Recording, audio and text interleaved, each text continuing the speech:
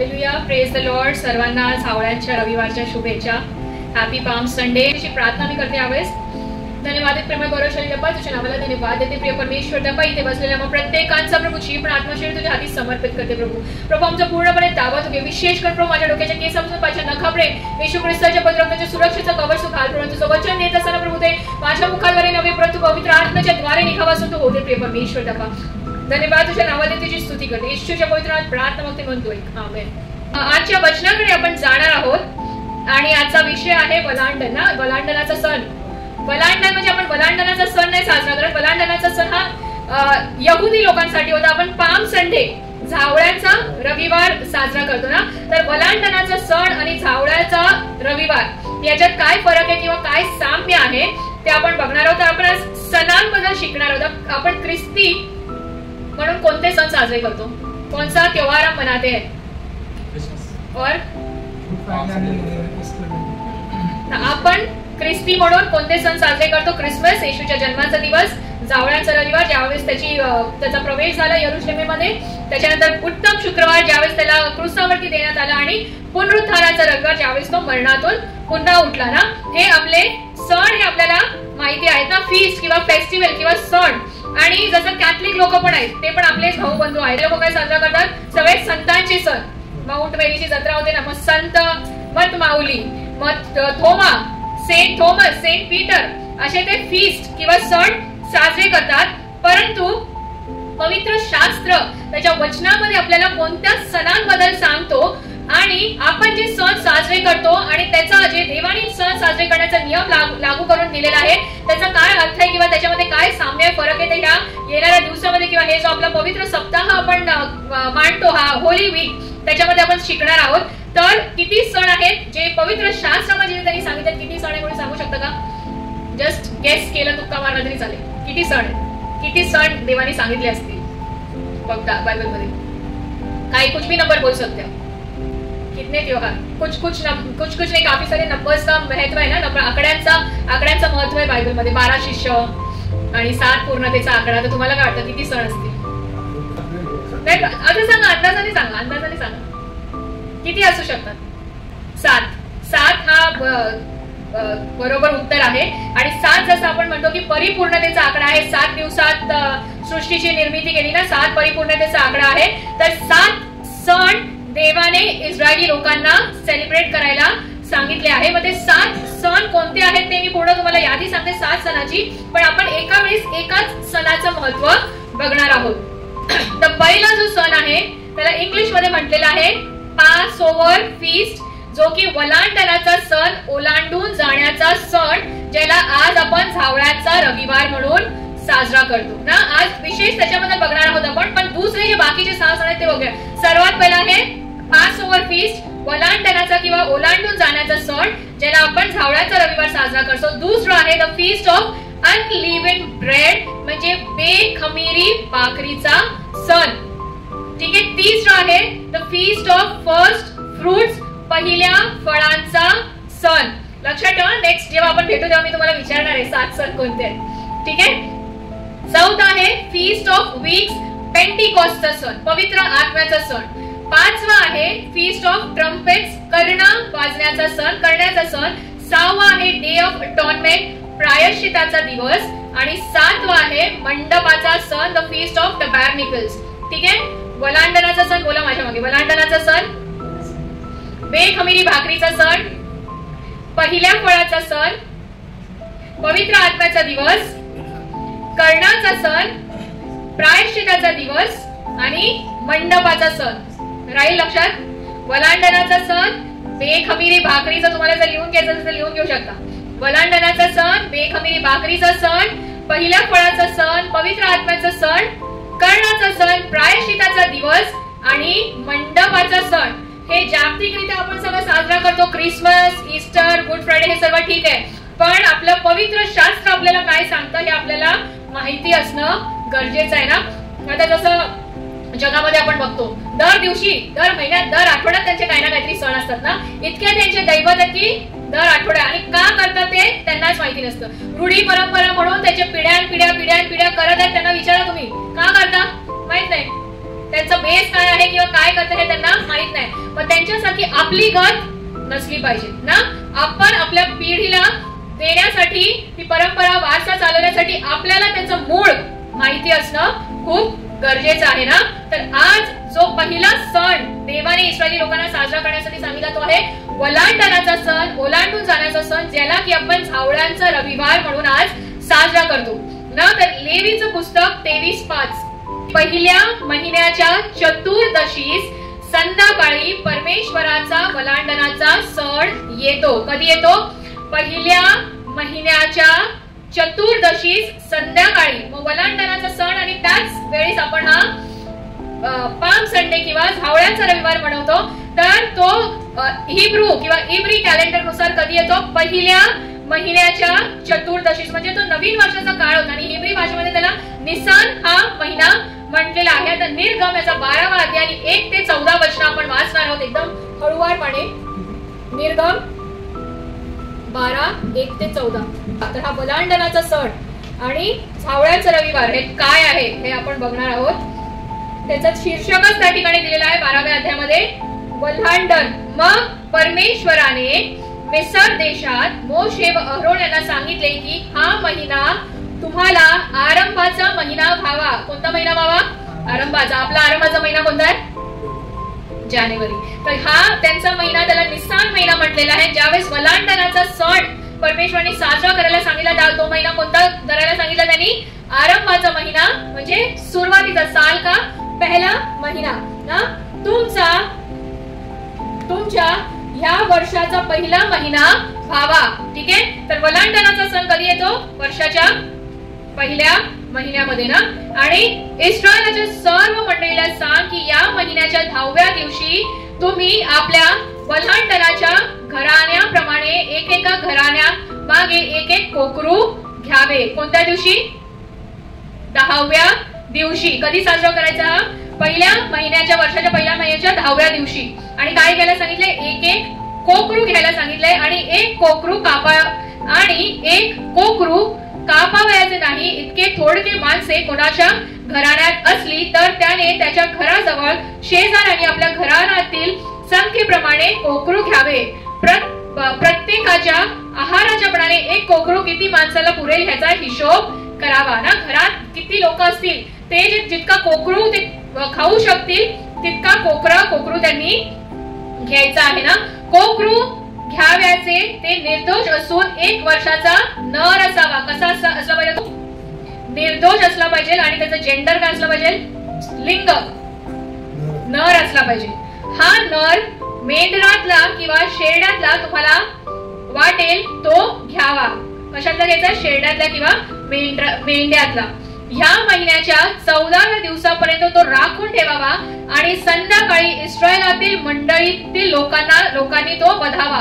काय करायचंय? कोकरू घ्यायचंय. लिंग काय असला पाहिजे? त्याचा नर असला पाहिजे आणि तो निर्दोष असला पाहिजे. त्याच्यामध्ये काही विकार, पाय तुटलेला, हात तुटलेला किंवा डोळा नाही किंवा दिसत नाही असं नाही. तर कसा असला पाहिजे? तो निर्दोष असला पाहिजे. आणि त्याला घेतल्या लगेच कापायचंय का? नाही. त्याला 14 दिवसापर्यंत राखून ठेवायचा आहे आणि संध्याकाळी इस्रायलातील मंडळीतील लोकांनी तो वधावा.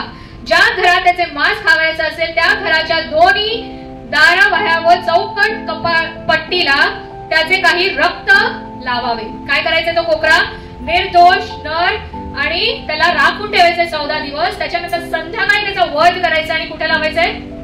कुठे लावायचंय? दरवाजाच्या कपाळपट्टीवरती त्या कोकराचं रक्त लावायचं आहे. आणि त्यांनी त्याच रात्री त्याचा मांस विस्तवावर भाजून खमीर भाकर व कडू भाजी बरोबर खावे. मांस कच्चे खाऊ नाही आणि पाण्यात शिजून खाऊ नाही, तर ते विस्तवावर भाजून खावे. त्याची मुंडी, पाय व आतडी ही सुद्धा खावी.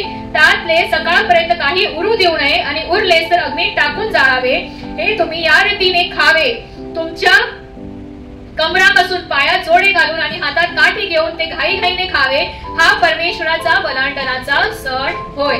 तर वलांडणाचा सण कसा साजरा करायचा ह्याचा पूर्ण नियम परमेश्वराने मोशेला आणि इस्रायली लोकांना दिला. का तो सण साजरा करायला सांगितला? आता पुढे वाचू आपण 12 पासून. कारण या रात्री मिस्र देशात फिरून त्यातील मनुष्य व पशु ह्या सर्वांचे प्रथम जन्मलेले मी मारून टाकीन आणि मिस्र देशातील सर्व देवाचे शासन करीन. मी परमेश्वर आहे आणि ज्या घरात तुम्ही असाल त्या घरात ते रक्त तुमच्याकरिता खून होईल. रक्त पाहीन तेव्हा मी तुम्हाला ओलांडून जाईन. मिस्र देशाच्या लोकांना मी मारीन तेव्हा तुमच्यावर अनर्थ येणार नाही, तुमचा नाश व्हायचा नाही. हा दिवस तुम्हाला स्मारका दाखल होईल. ह्या दिवशी तुम्ही परमेश्वरासाठी मेळा भरवून सण पाळावा. पिढ्यानपिढ्या अगदी कायमचा विधी समजून हा सण पाळावा. कधीपर्यंत पाळायचा आहे? पिढ्या ना, कायमचा विधी म्हणून हा सण आपल्याला पाळायचा. तर हा सण काय आहे आणि हा का पाळायचा, कसा पाळायचा, याचा नियम परमेश्वरांनी जुन्या करारामध्ये मोशेला आणि इस्रायली लोकांना दिला. हा वलांडण्याच्या सणासाठी काय करायचंय? कोकरू घ्यायचा आहे, निर्दोष, त्याला 14 दिवस ठेवायचा आहे, नंतर त्याला वध करायचा आहे आणि त्याचं रक्त जे आहे ते दरवाजाच्या कपाळपट्टीवरती लावायचं आहे. आणि ते कशासाठी लावायचं आहे? तुम्हाला ती स्टोरी माहिती आहे? तुम्हाला माहिती आहे ती स्टोरी मोशेची, फारो राजाची, इस्रायली लोकांची. इस्रायली लोक जे आहे ते फारोच्या मिस्र देशाच्या बंदिवासात असतात ना, आणि ते आक्रोश करतात की आम्हाला या बंधनातून सोडव. आणि त्यावेळी परमेश्वर काय करतो? मोशेची नेमणूक करतो की माझ्या लोकांना या बंदिवासातून तू सोडव. आणि ज्यावेळेस मोशे जातो फारो राजाकडे, तो काय करतो? तो त्यांना अनुमती देत नाही जाण्यासाठी ना, कारण ते कमी पगारातलं फुकट काम करत असतात. ते गुलाम असतात. जे इस्रायली लोक असतात ते मिस्र देशामध्ये फारो राजाचे गुलाम असतात. मग ज्या वेळेस फारो राजा त्यांना जाऊ देत नाही त्यावेळेस परमेश्वर काय सांगतो की मी याच्यावरती पिढा आणणार आहे ना. पिढा आणणार. तर किती पिढा आणतो माहितीये? परत गेस वर्क. एक ह्याच्यात जरा वेगळा आकडा आहे. गेस वर्क बॉबी. परमेश्वर कितना पीड़ा? पुराना नियम जानना बहुत जरूरी है, क्योंकि पुराने नियम जुन्या करारावरतीच आपला नवीन करार आधारित आहे. जुना करार रद्द केलेला नाही आहे. येशू ख्रिस्त काय म्हणतो? मी नियम रद्द करण्यास नाही तर तो परिपूर्ण करण्यास आलेलो आहे ना. तर त्यांनी जे परिपूर्ण काय केलंय ते आपल्याला माहिती असणं, कारण प्रत्येक जुन्या करारातल्या भविष्यवाणीमधून येशू ख्रिस्ताबद्दलच सांगितलं गेलेलं आहे. त्याचे आपलं फाउंडेशन जे बेस आहे ते जुना करार आहे ना. तर जसं बॉबीने सही जवाब दिला, 10 पिढा 10 पिढा आहे ना. वेगवेगळ्या तळ्यातलं पाणी रक्त झालं ते आपण जाणार नाही, त्याच्यामध्ये मग उवा आल्या, मग गारा पडल्या, असं वेगवेगळ्या रीतीचं काय आणलेलं आहे तो पण आपण विषय घेऊया. कारण प्रत्येक पिढ्याच्या मागे एक दैवत आहे आणि परमेश्वराला दाखवायचं होतं की तुमचा जो मिस्रीचा देव, मिस्रचा जो देव आहे त्याच्यापेक्षा मी श्रेष्ठ आहे. त्यामुळे परमेश्वराने त्या 10 पिढ्या आणल्या. आणि त्यातली जी शेवटची आणि 10वी पिढा होती ती ही होती की मिस्र देशातील प्रत्येक घरातील जो प्रथम जन्मलेला आहे त्याचा मृत्यू त्या रात्री होणार होता. म्हणून परमेश्वराने काय सांगितलं की तुम्ही तो कोकरा घ्या, निर्दोष कोकरा, त्याचा वध करा आणि त्याचं रक्त तुम्ही कुठे लावा? तुमच्या दरवाजाच्या कपाळपट्टीवर लावा.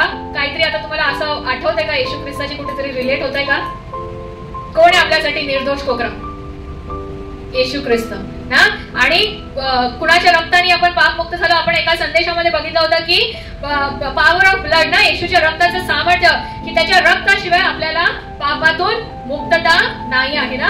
तर हे इथूनच सगळं आलेलं आहे. जुन्या कराराचे नियम परमेश्वराने दिले होते तेच नियम येशू ख्रिस्ताने काय केलेला आहे? नवीन करारामध्ये पूर्ण केलेला आहे. मग ते कोकराचं रक्त काय लावायला सांगितलं? आपण परत या स्टोरीमध्ये पुढे जाऊ या वलांडण्याच्या सणाबद्दल. याच्यासाठी की त्या रात्री परमेश्वर मृत्यूचा दूत सोडणार होता आणि ओलांडून जाणे म्हणजे ज्या दरवाजावरती ते कोकराचं निर्दोष रक्त लावलेला असेल तो दरवाजा, तो मृत्यूचा दूत ओलांडून जाणार होता आणि त्या घरातले सर्व लोक होते सुरक्षित राहणार होते. आणि बाकीचे जे लोक ज्या दरवाजावरती ते कोकराचं रक्त नव्हतं त्या घरातील काय होणार होते? प्रथम जन्मलेला त्यांचा मृत्यू होणार होता. तर हे बॅकग्राऊंड आहे वलांडण्याच्या सणाचं. तर त्याच प्रकारे जसं जुन्या करारामध्ये निर्दोष कोकरा वधला गेला, तो निर्दोष कोकरा म्हणजे नवीन करारातला येशू ख्रिस्त आहे.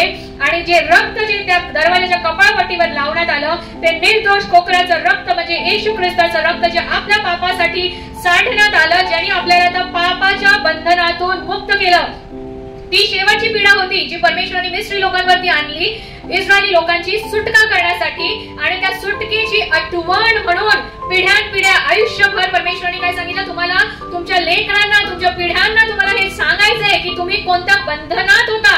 400 वर्ष ते बंधनात होते. त्या बंधनातून मी तुम्हाला मुक्त करून मिस्रमधून इस्रायलमध्ये दुधामधाच्या प्रवाहामध्ये कनान देशात घेऊन आलेलो आहे आणि त्याच्यासाठी आपण हा झावळाचा रविवार साजरा करतो. झावळाच्या रविवारी येशू ख्रिस्त कुठे आला? गाढवावरती बसून, गाढवीच्या शिंगावर बसून कुठे आला? यरुशलेमेत आला. आणि तो दिवस कधी होता माहितीये? जो जुन्या करारामध्ये वलांडणाचा सण साजरा करण्यासाठी जो दिवस नेमून दिला होता, काय म्हटलेलं आहे? हा तुमच्यासाठी वर्षाचा पहिला महिना असेल ना, तो जो वलांडणाचा सण होता त्याच दिवसामध्ये येशू ख्रिस्त जो आहे तो यरुशलेमेमध्ये आला. कारण जसं जुन्या करारामध्ये त्या कोकराचा वध होणार होता, तसाच नवीन करारामध्ये काय होणार होतं? येशू ख्रिस्ताचा वध होणार होता. ज्या प्रकारे त्या कोकराचं रक्त त्या दरवाजाच्या कपाळपट्टीवर लावण्यात आलं, त्याच प्रकारे येशू ख्रिस्ताचं रक्त आपल्यासाठी सांडण्यात येणार होतं.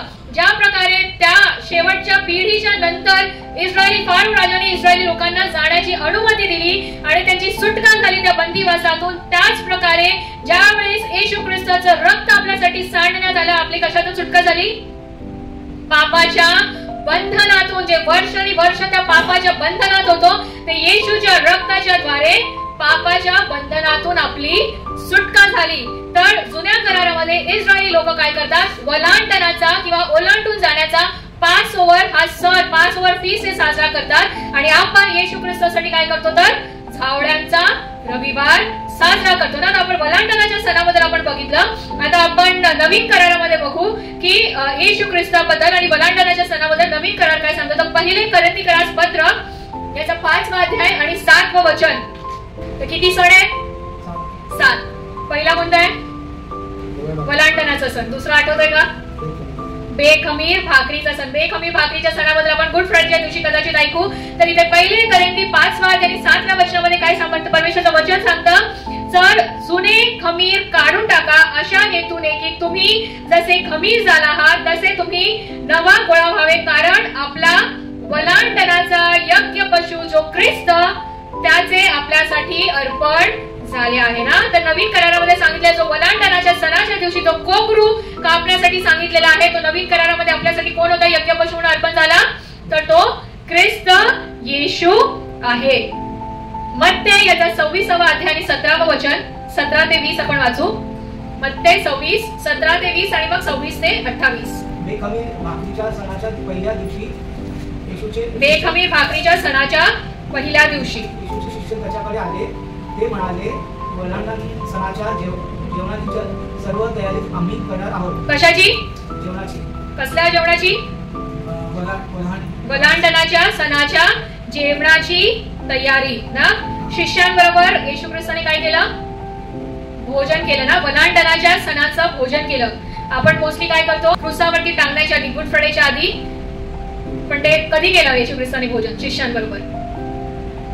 मोंदी गुरुवारी देतो ना आपण प्रभू भोजन, पण ते शेवटचं भोजन येशू ख्रिस्तानी मोंदी थर्सडे गुरुवारी नाही तर वलांडणाच्या सणाच्या दिवशी पास ओव्हर मील, वलांडणाचं जे भोजन आहे, जे बेखमीर भाकरीचं भोजन जे इस्रायली लोकांना जुन्या करारामध्ये येशूने परमेश्वराने सांगितलं, ते भोजन करण्यासाठी, शेवटचं भोजन करण्यासाठी काय होतं? येशू ख्रिस्त वलांडणाच्या सणाच्या दिवशी यरुशलेमेमध्ये येतो. पुढे वाचा ब्रदर. येशू ख्रिस्त काय करायला येतो तिथे? वलांडणाचा सण साजरा करायला यरुशलेमेमध्ये येतो. आणि वलांडणाच्या सणाचं बॅकग्राऊंड आपण आधीच बघितलं की काय होतं, तेव्हा कोकराला वधायचं होतं आणि येशू ख्रिस्त देखील वधण्यात येणार होता. त्यामुळे तो त्यावेळेस यरुशलेमेत आला. कारण जे लिहिलं होतं त्याच्या वचनामध्ये, जे जुन्या करारामध्ये त्याच्याबद्दल भविष्यवाणी केल्या होत्या, त्या पूर्ण करण्यासाठी तो त्या ठिकाणी आला. हा पुढे वाचा. 12 शिष्यांसह भोजनास बसला. तर कधी बसला तो? वलांडणाच्या सणाच्या दिवशी, आजच्या दिवशी. हे माझ्या नव्या कराराचे रक्त आहे, हे पापाची क्षमा होण्यासाठी पुष्कळांकरिता ओतले जात आहे ना.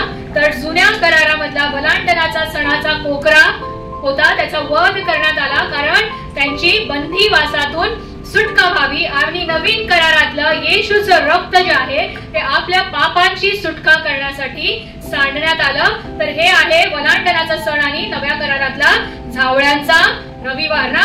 अगदी ज्या नेमलेल्या समयी, ज्या वेळेस देवाने सांगितलं की हा सण साजरा करायचा आहे, त्या वेळेस येशू ख्रिस्ताच्या द्वारे त्यांनी ते नियम काय केले? पूर्ण केले आणि तो वलांडणाच्या सणाचा कोकरा म्हणून आपल्यासाठी अल्टिमेट जो पासओव्हर लॅम्ब वलांडणाचा कोकरा म्हणून तो यरुशलेमेमध्ये वधण्यासाठी आणि त्याचं पवित्र रक्त आपल्या पापासाठी सांडण्यासाठी तो त्या ठिकाणी आला.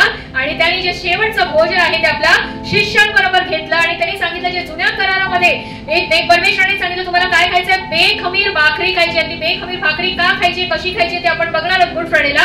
तर बेखमीर भाकरी तुम्ही खायची आहे. तर ती बेखमीर भाकरी जी आहे ते येशू ख्रिस्त काय झाला तर जीवनाची भाकर झाला. आणि जशी आपण भाकर मोडतो तसं काय झालं, येशू ख्रिस्ताचं शरीर आपल्यासाठी मोडण्यात आलं. आणि जसं त्या कोकराचं रक्त सांडण्यात आलं तसं येशू ख्रिस्ताने काय केलं, तो रक्त सांडलं आणि तो ते आपण त्याच्या रक्ताचा प्याला म्हणून त्याच्या स्मरणार्थ आपण काय करतो ते प्रभूचं भोजन आपण घेतो. आणि अशाच प्रकारे जसं यहुदी लोक वलांडणाचा सण साजरा करतात, आपण काय करतो झावळ्यांचा रविवार साजरा करतो. तर वलांडणाच्या सणाचं महत्व म्हणजे महत्वाची गोष्ट काय होती, वलांडणाच्या सणाचा एक इम्पॉर्टंट वस्तू काय होती किंवा एक कोकरा. कोकरा होता ना. आणि झावळ्यांच्या रविवाराची महत्वाची गोष्ट काय, येशू ख्रिस्त तर आहेच पण एक जे कमॉडिटी एक वस्तू जी आपण वापरतो झावळ्या ना, झावळ्या आपण वापरतो. पण त्या झावळ्या आपण का वापरतो किंवा त्याचं काय महत्व हे आपण बघूया. आपण काय बघितलं, वलांडणाचा सण आणि झावळ्यांचा रविवार याच्यातलं आपण साम्य बघितलं. आपण ते का साजरा करतो, कसा साजरा करायचंय हे आपण बघितलं. तरी आपण हे भरपूर वर्षावर बघत आहोत, त्याच्यामध्ये अजून खूप खोल त्याचा अभ्यास आहे ना. तर जसं वलांडणाच्या सणाचं महत्व होतं, अंकलनी सुंदररीत्या सांगितलं की कोकरा होता ना, झावळ्यांच्या रविवारी आपण काय वापरतो, झावळ्या वापरतो ना. तर झावळ्या किंवा हे खजुरीच्या ज्या झावळ्या आहेत याचा उल्लेख 30 ते 33 वेळा जवळजवळ जुन्या करारामध्ये केला आहे आणि 2दा याचा उल्लेख जो आहे तो नवीन करारामध्ये करण्यात आलेला आहे. झावळ्या किंवा खजुरीचं जे झाड असतं, खजुरीच्या झावळ्या ज्या वापरल्या जातात त्याचं खूप महत्व आहे आणि खूप गोष्टींसाठी त्याचा उपयोग केला जातो. तर ह्या खजुरीच्या झाड हे कशाचं प्रतीक आहे, तर ते शांतीचं प्रतीक आहे. जसं आपला येशू ख्रिस्त शांतीचा राजा आहे तसं हे खजुरीचं झाड ज्याच्या झावळ्या आपण या झावळ्याच्या रविवारी वापरतो ते शांतीचं प्रतीक आहे आणि कठोर वातावरणात अनुकूलतेचं प्रतीक आहे. येशू ख्रिस्तासाठी देखील कठीण वातावरण होतं ना. भले तोंडाने त्यावेळेस झावळ्या घेऊन होसाना म्हणत त्याचा जय जयकार करत होते, पण तेच लोक काय करणार होते, त्याच्याच बरोबरचे लोक ज्यांच्यामुळे त्यांनी ते शेवटचं भोजन केलं तेच लोक काय करणार होते, त्याच्यातले एक जण त्याला नाकारणार होता आणि एक जण धरून देणार होता. तर तिची परिस्थिती कशी होती, ती प्रतिकूल होती ना. तरी त्या परिस्थितीत देखील तो कठीण वातावरणात देखील जसा हा खजुरीचं झाड किंवा या झावळ्या अनुकूल राहतात तसा तो अनुकूल राहिला. खजुरीचं जे झाड आहे ते सहन शक्तीचं प्रतीक आहे. खजुरीचं झाड उंच असतं ना, त्याच्यामध्ये खूप शक्ती असते ते टिकून राहण्यासाठी. त्याच प्रकारे जसं खजुरीचं झाड सहन शक्तीचं प्रतीक आहे तसं जर येशू ख्रिस्ताने काय केलं, सहन केलं. कुणासाठी सहन केलं, आपल्यासाठी ते दुःख त्यांनी सहन केलं. आणि खजुरीचं झाड जे आहे ते विजयाचं प्रतीक आहे. एवढं सगळं दुःखातून तो गेला, शांती त्यांनी प्रस्थापित केली, सहन केलं दुःख, त्या कोड्याचा मार, काट्याचा मुकुट त्यांनी सहन केला, लोकांची छीतू त्यांनी सहन केली, परंतु शेवटी काय झाला, त्याचा विजय झाला. आणि खजुरीचं झाड जे आहे ते सार्वकालिक जीवनाचं प्रतीक आहे. जसं येशू ख्रिस्ताने इतकं सर्व सहन करून त्याच्यातून तो विजयी झाला जेणेकरून तो आपल्याला सार्वकालिक जीवन देऊ शकेल ना. तर अशा प्रकारे येशू ख्रिस्त तो आपल्यासाठी खजुरीच्या झाडाप्रमाणे शांतीचा, कठोर वातावरणात अनुकूल राहण्याचा, सहन शक्तीचा, विजयाचा आणि अनंत काळच्या जीवनाचा प्रतीक आपल्यासाठी झाला. आता खजुरीचं झाड किंवा खजुरीच्या पानाबद्दल हे जे जावळे त्यांचा उल्लेख कुठे कुठे केला त्याच्या आपण काही वचन जुन्या आणि नवीन करारामध्ये बघू आपण. लेवी 23:40 आणि शास्त्रे 4:5. तर जसं कोकऱ्याबद्दल, सणाबद्दल जसं जुन्या करारात लिहिलेलं आहे आणि ते नवीन करारामध्ये पूर्ण झालेलं आहे, आपण त्याचं साम्य बघितलं. त्याच प्रकारे झावळा फक्त नवीन करारामध्ये नाहीये तर जुन्या करारामध्ये देखील आहे. जुन्या करारामध्ये देखील त्यांनी काय केलं, खजुरीच्या झावळ्या घेऊन तो सण, तो उत्सव साजरा केला. शास्त्रे याचा 4 अध्याय 4 आणि 5. तिची बैठक कुठे बदलत असे, खजुरीच्या झाडा खाली ना. आणि स्तोत्र संहिता 92:12 मध्ये परमेश्वराचं वचन सांगतं की नीतिमान खजुरी सारखा समृद्ध होईल, तो लाबानोनावरील गंध सरू सारखा वाढेल. कशासारखा समृद्ध होईल, खजुरी सारखा ना. तर त्यामुळे आपण जे आहे ह्या दिवसाचं जे महत्व आहे ते काय आहे, झावळ्या आहे, खजुरीच्या झावळ्या. योहान 12:13. खजुरीच्या झावळ्या घेऊन त्याच्या भेटीस बाहेर निघाले आणि गजर करत म्हणाले, होसाना, प्रभूच्या नावाने येणारा इस्रायलाचा राजा धन्यवादित असो. मत्ते 21:8-9. दाविदाच्या पुत्राला होसाना, परमेश्वराच्या नावाने येणारा तो धन्यवादित असो. ऊर्ध्वलोकी होसाना. होसाना या शब्दाचा अर्थ माहिती का कोणाला? होसाना. जिथे जिथे बघावं सगळ्यांच्या मोबाईलच्या स्टेटसवर, फेसबुकवर, इथे तिथे होसाना होसाना होसाना इन द हायेस्ट. पण आपण जसं मी म्हटलं की आपण एखादी गोष्ट करत आहोत किंवा बोलत आहोत तर त्याचा अर्थ आपल्याला माहिती असणं गरजेचं आहे. तर होसाना ह्या शब्दाचा अर्थ आहे की आम्हाला वाचव, आम्हाला आता वाचव अशी आम्ही तुझ्याकडे प्रार्थना करतो. ज्या प्रकारे जुन्या करारामध्ये त्या वलांडण्याच्या सणाच्या कोकराच्या रक्ताच्या द्वारे त्या लोकांचा बचाव झाला. कशापासून? मृत्यूच्या जो दूत होता त्याच्यापासून त्यांचा बचाव झाला. त्या कोकराने बचाव केला. आणि इथे झावळ्याच्या रविवारी येशू ख्रिस्त वलांडणाचा कोकरा म्हणून यरुशलेमेत येतो आणि त्या यरुशलेमेतील लोकांनी त्यांना काय म्हणून ओळखलं की हा आमचा उद्धारकर्ता आहे, आमचा वाचवणारा आहे. ज्या प्रकारे त्या कोकराच्या रक्ताने त्या इस्रायली लोकांना वाचवलं, ज्याच्यावरती ते रक्ताचं जे चिन्ह होतं, ज्याच्या द्वारपटाच्या कपाळपट्टीवर दरवाजाच्या, ते काय केले? वाचवले गेले. तर तो कोकरा त्यांचा काय झाला? बचावणारा झाला. त्याच प्रकारे की हा जो आहे येशू ख्रिस्त हा आम्हाला वाचवणार आहे, आमचा उद्धार करता आहे. म्हणून ते म्हटले होसाना म्हणजे आम्हाला वाचव. सेव्ह अस वी प्रे. आम्ही प्रार्थना करतो की आम्हाला वाचव. कशातून वाचव? बंदिवासातून का? ते बंदिवासात होते का आता? नाही, बंदिवासातून तर कोकराच्या रक्ताने त्यांना वाचवलं होतं. पण आता ते कशाच्या बंधनात होते? पापाच्या बंधनात होते. म्हणून ते म्हटले की होसाना होसाना ना ऊर्ध्वलोकी, होसाना परमेश्वराच्या नावाने येणारा धन्यवादित असो. दाविदाच्या पुत्राबद्दल जे जुन्या करारामध्ये लिहिलेलं आहे की मसीहा येणार आहे, याच्या भविष्यवाण्या दिलेल्या आहेत ना जुन्या करारामध्ये खूप साऱ्या. तर त्यातील काही लोकांनी ओळखलं की हाच तो मसीहा आहे, आमचा उद्धार करता आहे, जो आम्हाला पापाच्या बंधनातून वाचवणार आहे. त्यामुळे त्यांनी काय केलं? ते होसानाचा गजर केला ना. आणि जे आज मरणाचं वचन आपण वाचलं, प्रकटीकरण 7:9, ते आपण पुन्हा वाचू यावेळेस. यानंतर मी पाहिले तो सर्व राष्ट्र, वंश, लोक व निरनिराळ्या भाषा बोलणारे यांच्यापैकी कोणाला मोजता आले नाही. इतकी लोक होती की कोणाला मोजता आले नाही. असा शुभ्र जगे परिधान केलेला व हातात झावळ्या घेतलेला मोठा लोक समुदाय. काय घेतलेलं त्यांनी? योहानाला कशाचं दृष्टांत झालेलं? स्वर्गाचं दृष्टांत झालेलं ना. तर झावळ्यांचा उल्लेख प्रकटीकरणाच्या पुस्तकात देखील दिलेला आहे की कुणाला मोजता येणार नाही अशी शुभ्र जगे परिधान केलेले व हातात झावळा घेतलेला मोठा लोक समुदाय काय करत होता? तर राजासनासमोर व कोकरासमोर उभा राहिलेला माझ्या दृष्टीस पडला. तो कोकरा आता कुठे आहे? क्रुसावर आहे का? कबरेत आहे का? कुठे आहे? राजासनासमोर तो कोकरा आहे. आणि त्याच्या समोर काय करत आहेत लोक? मोठा लोक समुदाय काय करत आहे? हातात झावळा घेऊन काय करत आहे? घोषणा करत आहे, त्याची उपकार स्तुती करत आहे. तर तो वलांडण्याचा सण सुरू झाला जुन्या करारामध्ये इस्रायली लोकांसाठी. नवीन करारामध्ये तो झावळाचा रविवार झाला. आणि आता तो आपला वलांडण्याचा कोकरा कुठे बसलेला आहे? तर स्वर्गाच्या राजामध्ये राजासनावर बसलेला आहे, जो तो कोकरा पुन्हा आपला न्याय करण्यासाठी येणार आहे ना. तर आज झावळाच्या रविवाराच्या दिवशी आपण त्या येशू ख्रिस्ताचा, तो ज्या झावळाच्या खजुरीच्या झावळाप्रमाणे शांतीचा राजा आहे, ज्यांनी सर्व दुःख सहन केलं पण शेवटी तो विजयी झाला. का? तर आपल्याला सारं काही जीवन देण्यासाठी. तर त्या येशू ख्रिस्ताच्या नावाला आपण धन्यवाद देऊ आणि त्याचा गौरव करू. हालेलुया. Thank you Jesus. प्रभू तुझ्या नावाला मान महिमा करून स्तुती आराधना देते. सुंदररीत्या प्रभू तुझ्या वचनाचं मार्गदर्शन आम्हाला केलंस. तुझ्या वचनाच्या द्वारे आमच्याशी तू बोललास प्रिय परमेश्वर. देवाने आम्हाला दाखवून दिलंस की का तू आम्हाला काही सण किंवा काही नियम पाळायला लावलेले आहेस प्रिय परमेश्वर देवा. प्रभू तुझ्या नावाला धन्यवाद देते. प्रभू तुझी स्तुती करते तुझ्या पवित्र वचनासाठी. प्रभू इथून पुढची प्रभू आमची जी सभा आहे तुझ्या पवित्र हाती समर्पित करते. तुझ्या नावाला धन्यवाद देते. येशू ख्रिस्ताच्या पवित्र हाती प्रार्थना मागते म्हणून तो मान्य करते.